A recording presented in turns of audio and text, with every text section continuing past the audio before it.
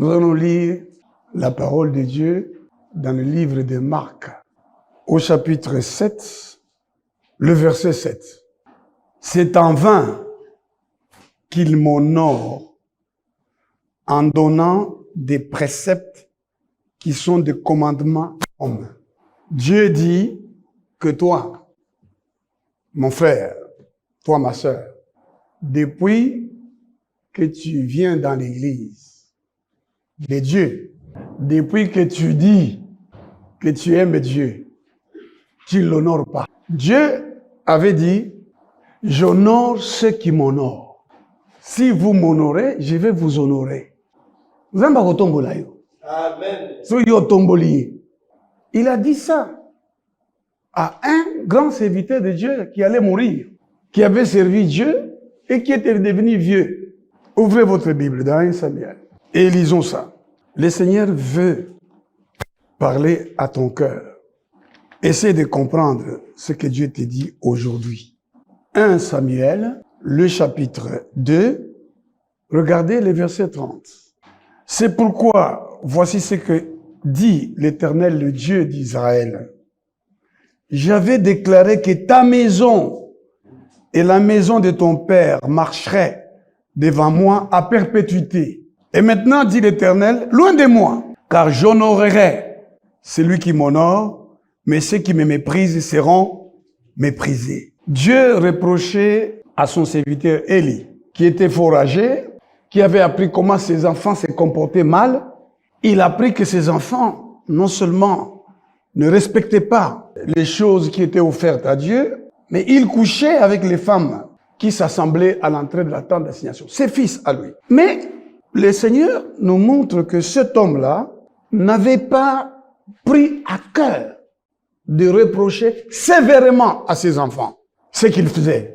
Il honorait ses enfants. Il y a beaucoup de parents qui sont dans l'erreur. Le Seigneur dit que tu peux même punir ton enfant pour le corriger, pour le conduire dans les droits chemins. Mais il ne faut pas les tuer. Il ne faut pas irriter ton fils ou ta fille. Il faut aimer tes enfants. L'enfant doit honorer son père et sa mère. Donc il ne faut pas que tu te mettes à honorer ton père seulement ou ta mère seulement. Même si ta mère est une voleuse, même si ton père te dit, tu sais que ta mère c'est une mauvaise femme, ou ta mère te dit que ton père c'est un ivrogne, dis à ta mère, c'est mon père. Dis à ton père, c'est ma mère. Et Dieu dit, honore ton père et ta mère. Tu dois leur obéir pour que tu vives longtemps et que tu sois heureux sur la terre. Donc Dieu a réservé l'honneur à lui. Les hommes doivent l'honorer lui. Et comment ils doivent l'honorer? En obéissant à sa parole. Et si vous honorez Dieu, ipso facto, par conséquent, si vous voulez, vous allez honorer votre père et votre mère. Quelqu'un qui honore Dieu va nécessairement honorer son père et sa mère. La Bible dit même, c'est lui qui ne prend pas soin des siens, principalement de ceux de sa propre famille. C'est un païen. Il a fait naufrage par rapport à la foi. Cet évangile faux, selon lequel prendre soin de ceux qui sont de ta famille, c'est une charge, c'est un esprit de servitude, c'est un évangile faux. L'évangile de Dieu, c'est que Christ te libère par la volonté de son Père, tu deviens enfant de Dieu, tu deviens sacrificateur de Dieu le Père pour l'éternité, tu le serviras pour l'éternité, tu l'honoreras pour l'éternité et te rends capable de recevoir au-delà de ce que tu demandes ou penses, afin qu'il t'en reste pour servir Dieu en honorant ton père, en honorant ta mère, en honorant ta famille, en prenant soin des gens de ta famille. Donc la clé, nous venons de la voir. Le Seigneur honore les hommes et les femmes qu'il honore.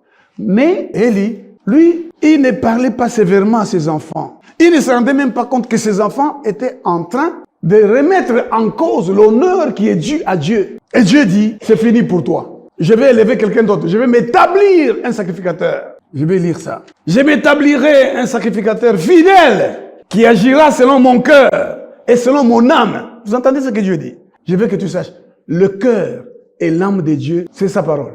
Pourquoi Dieu a appelé David l'homme selon mon cœur? Lisez le psaume 119. Alléluia. Amen. David disait, je serre ta parole dans mon cœur afin de ne point pécher contre toi. Ta parole est une lampe à mes pieds et une lumière sur mon sentier. Vous savez pourquoi David a créé et comment il a créé la première chorale?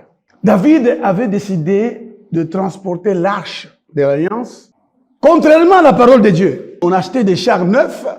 Allez, on a cru que c'est comme ça qu'on va honorer Dieu.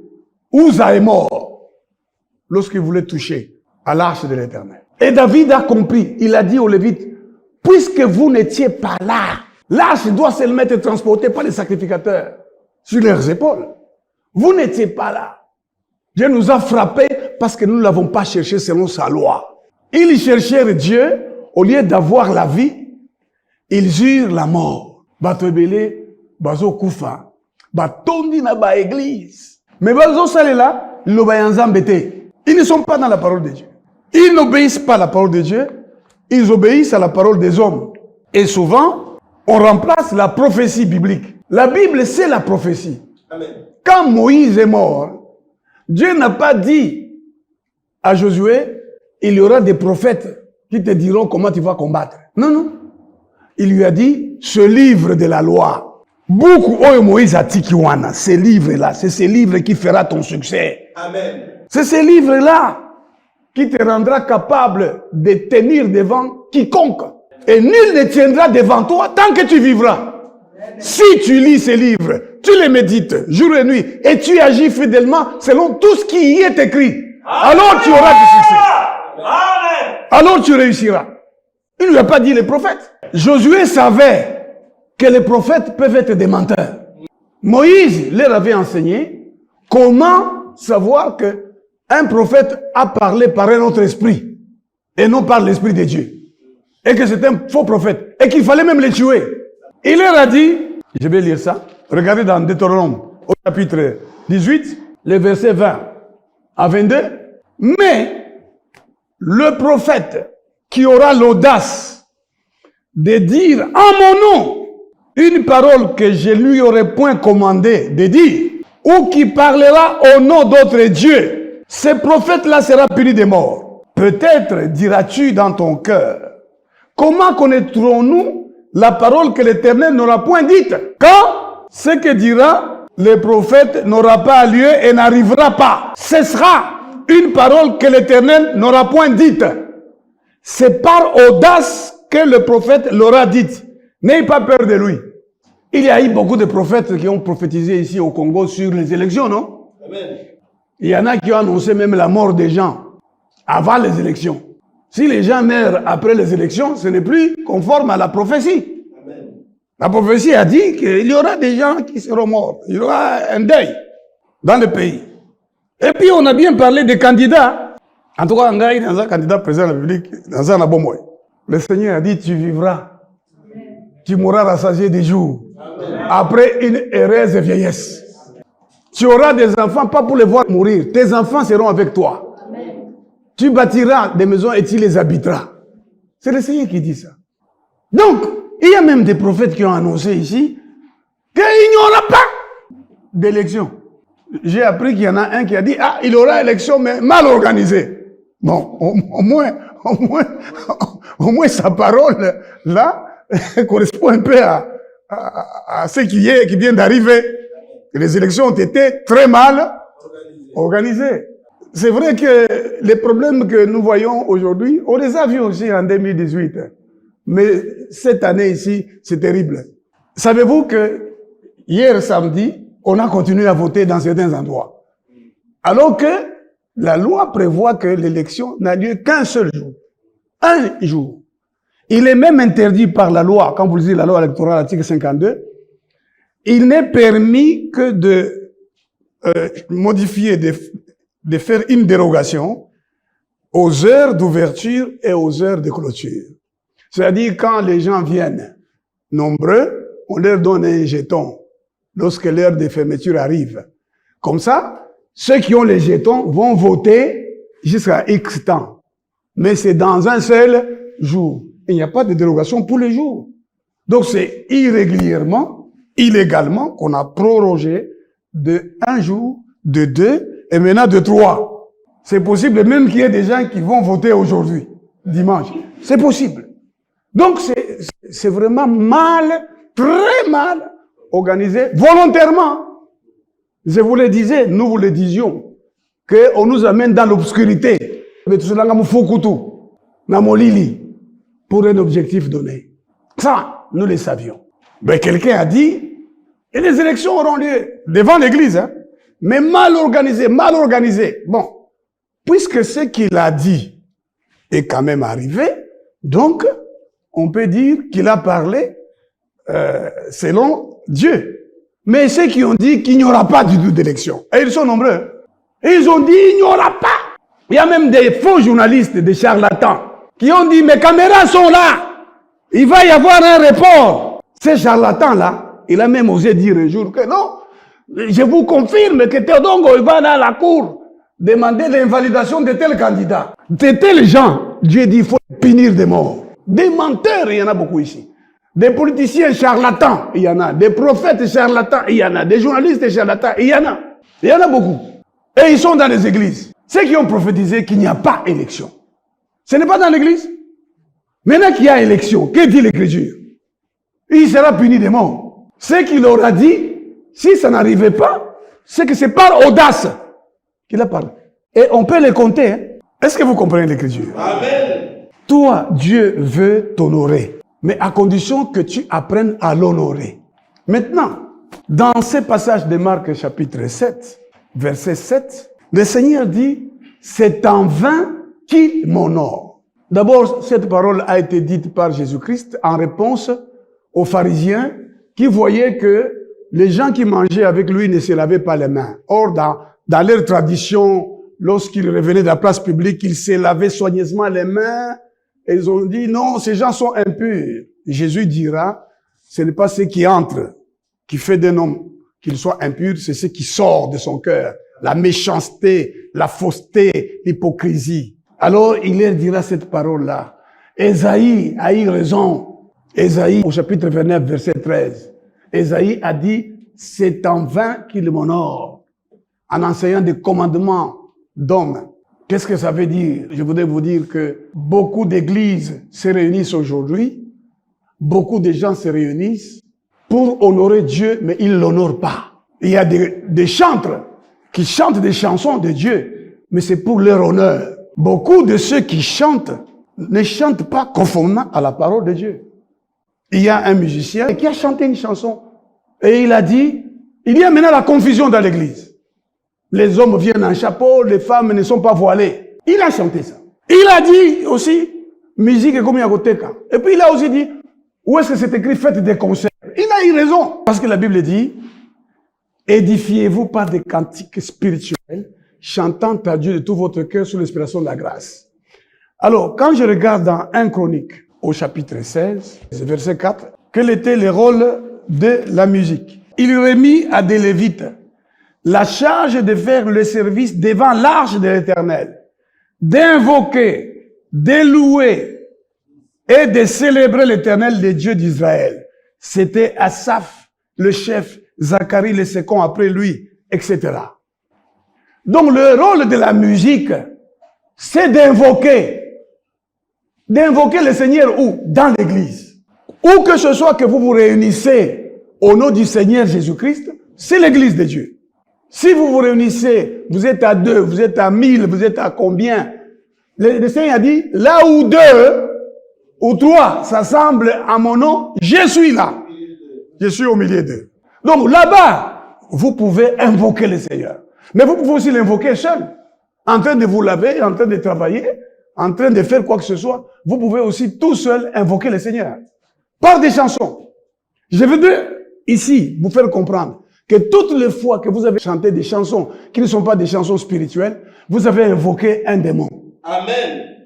Vous avez invoqué des esprits. Je vous demande, mon ama, ça veut dire quoi? Mais il y a une chanson qui s'appelle Mon ama. Mon ama, yaga gobiki sangai mon ama. Et puis les gens ont dansé Mon ama. Il y a des gens qui ont chanté ici, qui vous s'empiment pas, dans ces pays. Et les gens ont dansé ça. Donc, la plupart des chansons, presque, sinon toutes les chansons, qui n'ont rien à voir avec Dieu, c'est pour la gloire de l'homme et la gloire de l'esprit qui anime cet homme-là. C'est pourquoi vous entendez souvent dans les chansons du monde, Ils chantent le diable. Nakabi motema na Satan. Ils chantent ça en anglais, en français, dans toutes les langues. Ils chantent le diable. Et le Seigneur dit, édifiez-vous par des cantiques spirituels. Donc ce musicien-là a eu raison. Est-ce qu'il met en pratique sa propre parole? Moi, je ne sais pas. Il a dit, c'est la confusion, la femme doit avoir la tête voilée. La Bible dit clairement que la femme, quand elle prie ou prophétise, qu'elle se voile la tête. C'est tout à fait clair. Donc l'homme, s'il se voile la tête, il déshonore son chef. Et j'aimerais qu'on lise cette parole-là. Parce qu'il s'agit d'honorer. Allez dans 1 Corinthiens. Ouvrez votre Bible. Et puis vérifiez si ce qu'on vous enseigne est vrai. 1 Corinthiens, le chapitre 11. Nous allons lire ça. Soyez mes imitateurs, comme je le suis moi-même de Christ. Je vous loue de ce que vous vous souvenez de moi à tous égards, et de ce que vous retenez mes instructions, telles que je vous les ai données. Je veux cependant que vous sachiez que Christ est le chef de tout homme. Il n'y a qu'un seul chef au-dessus de nous. C'est le Christ, le Fils du Père. Amen. Le Fils de Dieu, le Père. Christ est le chef de tout homme, n'est-ce pas? L'homme est le chef de la femme et Dieu est le chef de Christ. L'homme est le chef de la femme. Ça, c'est ce que la Bible dit. Amen. Mais le monde nous enseigne aujourd'hui que l'homme est égal à la femme. Et il y a même des églises où on enseigne ça. Dieu fit l'homme. Il vit que c'était bon, c'était très bon. Et il vit que l'homme cherchait une compagne parmi les animaux. Il dit, il n'est pas bon que l'homme soit seul. Amen. Il fit pour l'homme une aide semblable, la femme. Et l'homme, quand il vit cette femme-là, il dit, voici, cette fois-ci, la chair de ma chair, l'os de mes os. Comment voulez-vous qu'un navire arrive à bon port s'il y a deux capitaines qui vont se contredire? La Bible dit, l'homme n'est point sans la femme. La femme n'est point sans l'homme. Donc, l'homme apporte à la femme ce que la femme n'a pas. La femme apporte à l'homme ce que l'homme n'a pas. Mais les deux, quand ils sont ensemble, il y en a un qui doit être le chef de l'autre. L'homme, le chef, ne signifie pas l'homme insulte sa femme. L'homme maltraite sa femme. Ça ne signifie pas cela. Ça signifie que l'homme aime sa femme, l'élève, comme Christ a aimé l'Église. C'est ce que la Bible dit. L'homme élève sa femme, comme Christ a élevé l'homme. Dieu nous a élevés. Nous étions, comme on chante en Chiluba, il y a une chanson que j'aime beaucoup. Même à Omuntoa Kwela Kuchala. J'étais quelqu'un qu'on devait jeter, mais Dieu m'a ramassé. Aujourd'hui, je parle parmi les hommes. Je prêche, je chante, les hommes me respectent. Alors que j'étais destiné à être jeté dans la saleté. Donc le Seigneur nous a élevés. Toi aussi, en tant que chef de la femme, ton rôle, c'est d'élever cette femme-là. De l'honorer, de la rendre glorieuse. Et la femme doit glorifier son mari. La Bible dit que la femme est la gloire de l'homme. L'homme est la gloire de Dieu. Donc, mes frères et sœurs, ces paroles ici, on les conteste dans le monde et l'Église accepte cette contestation-là. Et vous trouverez dans les églises où si vous prêchez comme ça, non. L'homme quittera son père et sa mère et fera quoi? S'attachera à sa femme et ils deviendront une seule chair. C'est quoi s'attacher à sa femme? Avoir des relations avec sa femme. Relations maritales. Donc l'homme ne doit pas avoir ces relations en dehors du mariage. La Bible dit, et je vais lire encore la parole de Dieu, la Bible dit, ne savez-vous pas que vos corps sont des membres de Christ? Prendrai-je donc les membres de Christ pour en faire les membres d'une prostituée? Loin de là. Ne savez-vous pas que celui qui s'attache à la prostituée est un seul corps avec elle? Car est-il dit, les deux deviendront une seule chair. Mais celui qui s'attache au Seigneur est avec lui un seul esprit. Donc quand la Bible dit, l'homme quittera son père et sa mère et s'attachera à sa femme, on est en train de dire que l'homme et la femme auront ensemble des relations maritales. Donc tout ce que vous avez fait avant de vous marier et en dehors du mariage, c'est la débauche. Et le mariage, ce n'est pas quand dans l'église on vous bénit. D'abord, il n'y a pas de mariage religieux, ça n'existe pas. Dans l'église, on ne marie pas les gens. Jésus-Christ lui-même nous a donné l'exemple, il était à un mariage. Et on ne les voit pas bénir même les mariages là. Mais on les voit transformer l'eau en vin. Il a apporté sa contribution. à la fête du mariage. Et ce n'est pas à dire que, puisqu'il a transformé l'eau en vin, ça veut dire qu'il a justifié ceux qui boivent et s'enivrent. Non, non, non. C'est Dieu qui a fait les hommes et les femmes. Même les prostituées ont été créées par Dieu. Le mal et les biens viennent de Dieu. Mais il dit, choisis les biens. Ne choisis pas les mal. Donc Jésus-Christ, en transformant l'eau en vin, il dit aux gens, c'est moi le créateur de toutes choses. Mais ce n'est pas au roi de boire du vin. N'est-ce pas? Amen. De peur qu'ils oublient la parole. Nous, on ne doit pas boire du vin. Paul a dit à Timothée, fais usage d'un peu de vin à cause de tes maux d'estomac. Mais, tomelaka kisi ya kosokoso. Ezaka mulangi boye. Et ton dit kisi ya kosokoso. Omelaka nyoso. Hein? Pour soit mouké na lutu, ok. Alors, ne nous dites pas que non, comme on a dit que on fasse usage d'un peu de vin pour les maux d'estomac, c'est l'autorisation de boire et de s'enivrer. Non. Un peu de vin, on a lutu. Pour les malades. Si on a un kisi ebele en dehors du vin. À l'époque, là, le vin guérissait. 1 Corinthiens chapitre 11, verset 4. Tout homme qui prie ou qui prophétise la tête couverte déshonore son chef. On ne peut pas se mettre à prier avec un chapeau sur la tête. Même la femme ne doit pas mettre le chapeau. C'est couvrir la tête. N'est-ce pas? Juste pour prier. Et quand Dieu te saisit, l'esprit, tu prophétises. Mais il y a les églises qui refusent ça. On commence à confondre tous ceux qui prêchent ça à des sectes, comme des églises d'un certain prophète des temps de la fin. Nous savons que Dieu nous a parlé par les prophètes, mais maintenant il nous parle par son Fils, Jésus-Christ. Les prophètes du Nouveau Testament, et ils prophétisent pour édifier l'Église, pour exhorter l'Église. C'est pour amener l'Église. Mais toutes les promesses prophétiques sont dans la Bible. Amen. Lis les livres de la loi, médite-les jour et nuit. Alléluia. Amen. La Bible dit que la femme ne sépare ni des tresses, ni d'or, ni des perles, mais qu'elle sépare des bonnes œuvres comme il convient des femmes qui font profession de servir Dieu. Mais les gens hésitent à appliquer ça.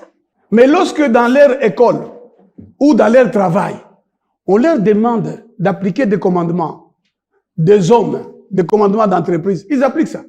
Vous verrez des enfants qui disent, non, à l'école on nous demande de tresser les cheveux. Vous savez qu'il y a des écoles où on demande aux enfants de tresser les cheveux. Il y a des écoles où on demande aux enfants de porter courte jupe. Savez-vous ça?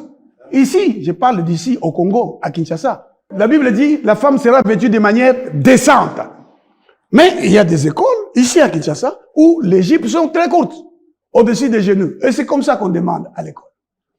Si vous allez travailler dans une compagnie comme hôtesse de l'air, on va vous obliger à porter une courte jupe. Des habits qui sont sexy. Sexy, ça veut dire quoi? Sexy, ça veut dire qu'ils poussent les gens à avoir des relations sexuelles. C'est ça, sexy. Oh, cette fille est sexy. C'est-à-dire qu'elle suscite l'envie de commettre l'impudicité. C'est ça, sexy. Alors aujourd'hui, les gens s'habillent de manière sexy. Dans l'église, hein, elle chante le Seigneur, mais elle est vêtue de manière sexy. Elle chante non pas pour honorer Dieu, mais pour s'honorer elle-même. Je me souviens d'une femme qui était chez nous, qui chantait. Il y a même des gens qui ont commencé à dire, ah non, ça doit être la femme du pasteur. Mais cette femme, je l'ai vue sur la TV5, dans l'émission appelée Star Parade. Et elle est en train de chanter une autre chanson. Et pourtant, elle a enseigné aux gens à chanter dans l'église de la Gombe.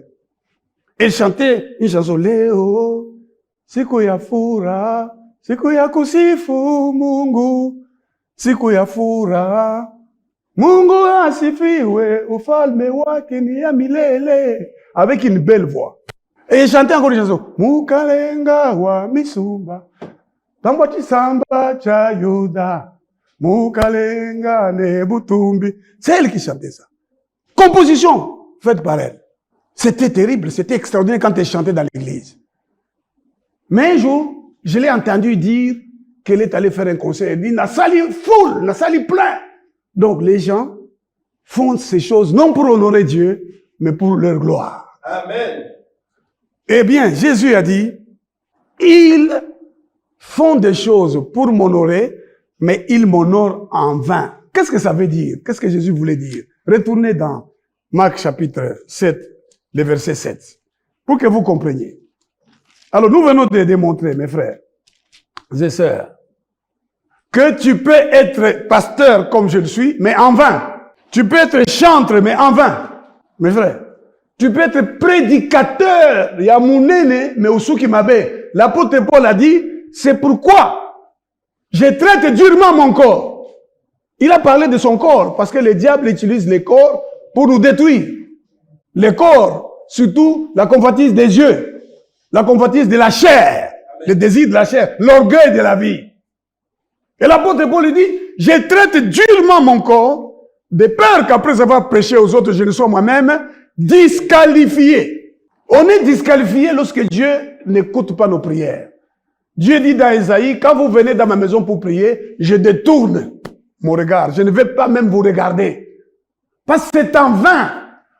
En vain. Pourquoi? Parce que le Seigneur dit, vous m'invoquez selon les commandements d'hommes. Vous m'honorez selon les commandements d'hommes. Selon vos coutumes. Il y a des gens qui ont amené leurs coutumes dans les églises. Vous savez que c'est au IIe siècle que pour convertir les païens, on a commencé à chercher les jours de la naissance de Jésus-Christ. Et qu'on a retenu les 25. Au IIe siècle.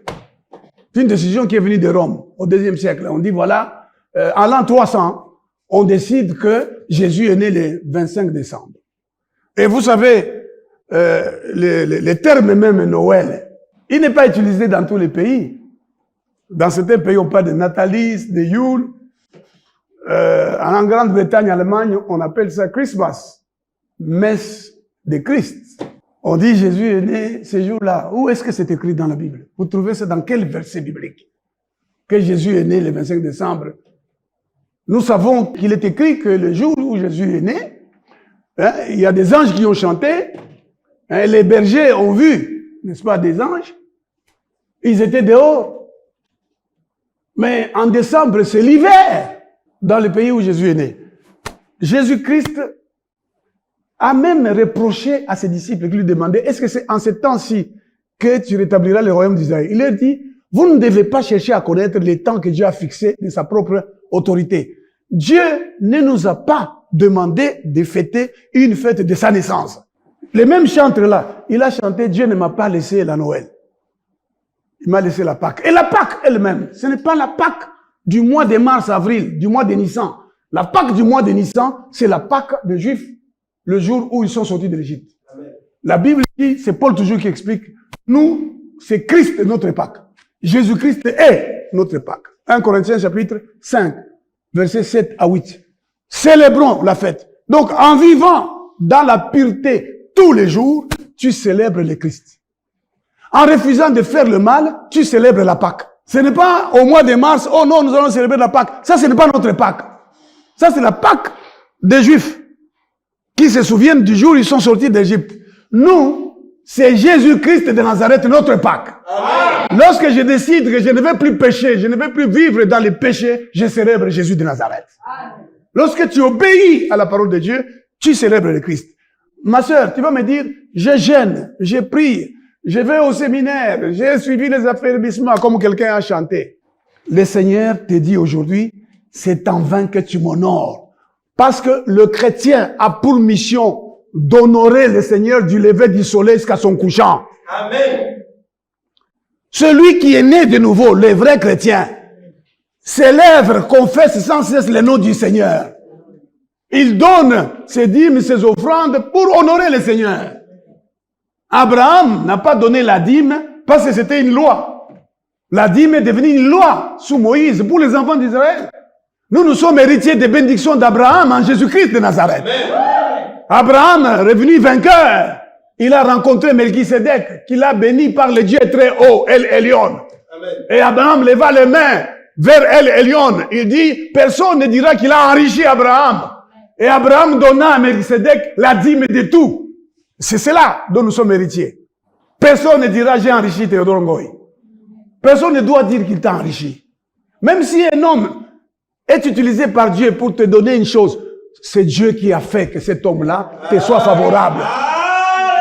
Sois reconnaissant envers cet homme, sois honnête, sois loyal vis-à-vis de cet homme, mais regarde à celui qui vit au siècle des siècles. Jésus leva les yeux et dit, Père, glorifie-moi de la gloire que j'avais auprès de toi avant que le monde fût. Jésus est venu révéler au monde qu'il y a dans les cieux quelqu'un qui a créé toutes choses, par qui moi j'ai créé toutes choses, c'est Dieu le Père. C'est notre Père. Et quand vous priez, dites, notre Père qui est aux cieux. Lorsque vous priez, ne priez pas comme les païens qui croient qu'en multipliant les paroles, ils seront exaucés. Ne leur ressemblez pas. Vous savez que votre Père sait de quoi vous avez besoin. Ça veut dire quoi? Votre Père a écrit tout. Demande-moi, je te donnerai. Il a tout écrit. Tout ceci a été écrit pour nous servir d'exemple, depuis la Genèse jusqu'à l'Apocalypse. C'est là que nous devons trouver les prières à adresser à Dieu. Tu vas dire à Dieu, Seigneur, ta parole dit, par ces meurtrissures, je suis guéri. C'est de mes péchés que tu étais chargé par la croix. Maintenant, je suis malade. Guéris-moi. Mon fils, ma soeur, ma femme, ma mère est malade. Guéris. C'est comme ça. Prier. C'est rappeler à Dieu ce qu'il a écrit dans sa parole. Alléluia. Amen. Donc, mon frère, ma soeur, aujourd'hui, le Seigneur te fait comprendre que si tu n'as pas reçu l'exaucement à la plupart de tes prières, tu n'as pas vu ta vie changer en 2023, et tu risques de ne pas voir ta vie changer en 2024, c'est parce que tu honores en vain. Ça veut dire quoi, honorer en vain? Lisons un peu dans nos langues. Hein? Honorer en vain, va traduire yango ndengeni. Malako chapitre 7, verset 7. Balobi boye. Yesu azongisaki bango. Verset 7. Basambela kangai kaka na pamba. Mateya na bango ezali kaka mibeko ya bomoto. Moi j'ai vu un prédicateur en 88. Des gens m'ont convaincu d'aller l'assister quelque part ici en ville. Et ce prédicateur est venu, il a déformé ses cheveux. On appelle ça quoi, les produits qu'on met là? Curly, c'est ça? Vous appelez ça curly? Alors il a changé ses cheveux là. Et puis, voici comment il parle. Il fait ça. La Bible dit, les femmes, portez vos bijoux. Habillez-vous comme vous voulez. Dieu regarde à l'intérieur, regarde pas à l'extérieur. Mateya yabatu. Yakosepeli sabatu. Et les femmes ont crié. Et vous les voyez, les femmes là. Hein? Mais tout ça, vous trouvez ça où? J'élève un mur du sang de l'agneau. Vous trouvez ça où? C'est écrit où? Qui a prié comme ça? Dans la Bible. Oh, cher Saint-Esprit. Cher Saint-Esprit. Vous avez vu dans la Bible une prière qui s'adresse au Saint-Esprit. Il n'y a qu'un passage où Dieu a dit à Ézéchiel de dire à l'Esprit, n'est-ce pas, de souffler. Mais dans la révélation néo-testamentaire, les prières s'adressent à Dieu le Père, au nom de Jésus de Nazareth. Amen. Ou bien elles s'adressent à Jésus-Christ de Nazareth. Jésus-Christ parlant du Saint-Esprit, il dit, quand il viendra, il parlera de moi. Il me glorifiera. Le Saint-Esprit, il est Dieu. Il a dit, allez, baptisez-les au nom du Père, du Fils et du Saint-Esprit.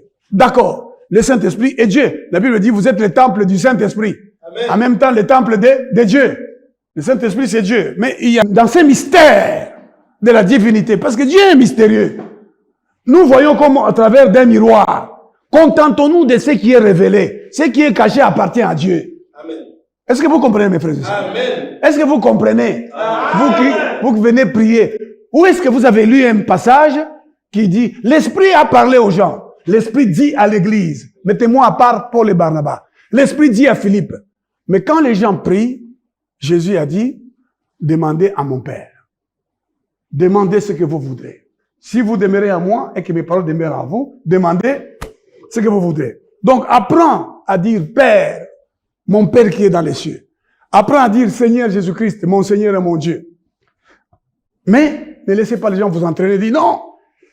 Moi, chaque matin, j'ai dit cher Saint-Esprit. Où est-ce que c'est écrit cher Saint-Esprit? Moi, j'ai même été dans une prière que j'ai décidé de quitter. Nous avons dit, commençons à prier. Tout le monde dit qu'on s'embête. Alors, un monsieur et sa femme ont commencé à prier. Nous étions d'ailleurs chez eux. Chérie Nanga, Yesu, chérie. J'ai dit, mais,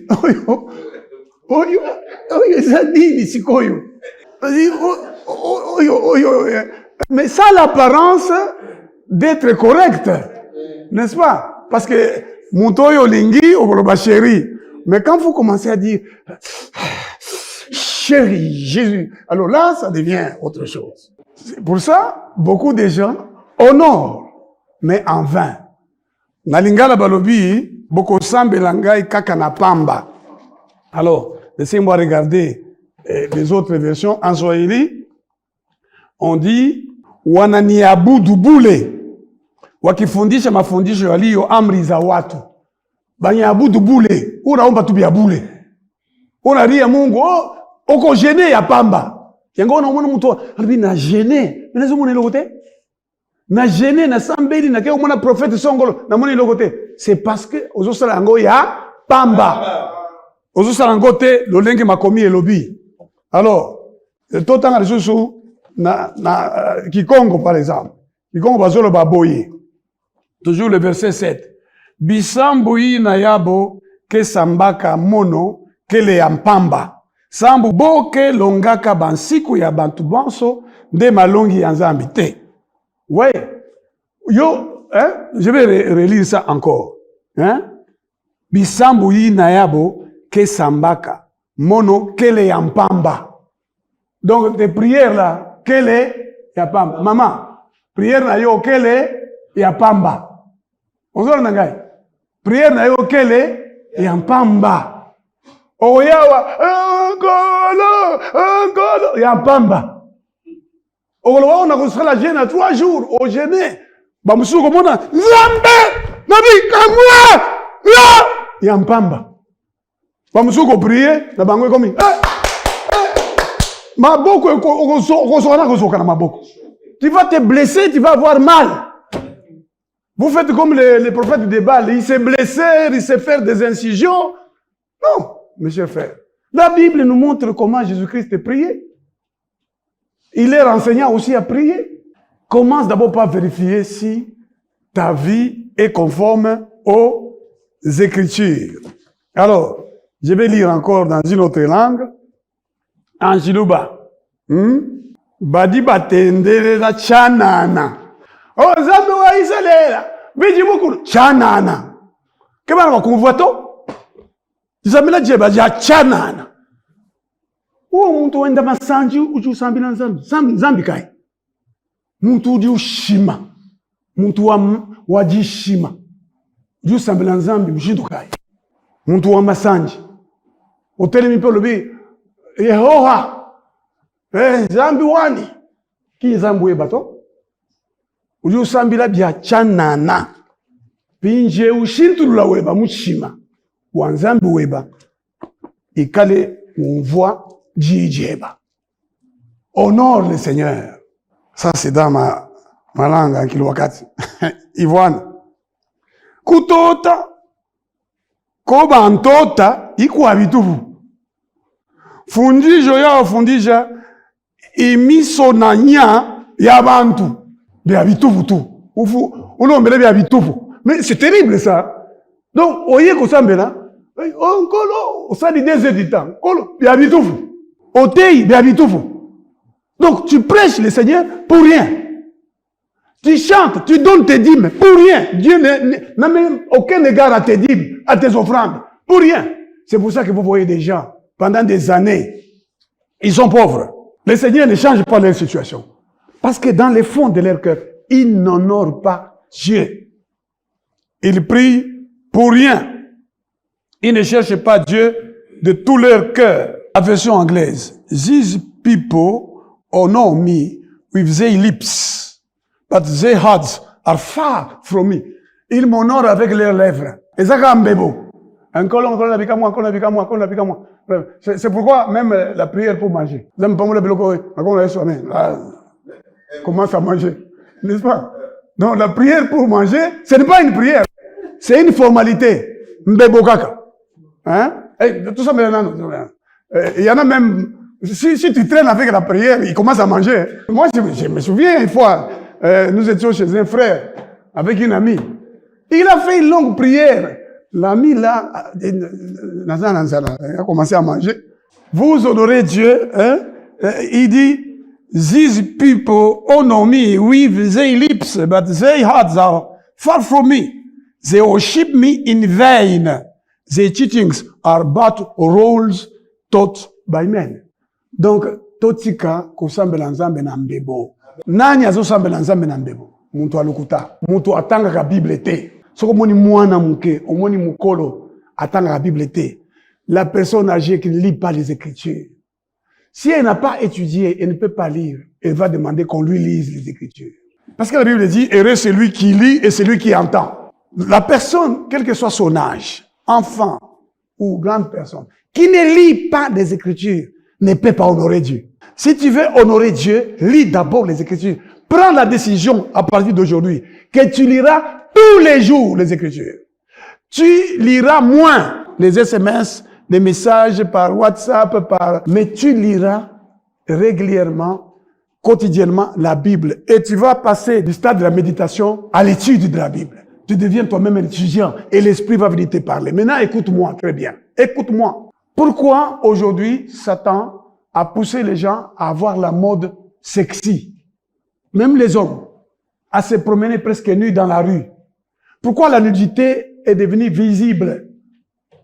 Et même les gens regardent la pornographie partout, même des enfants.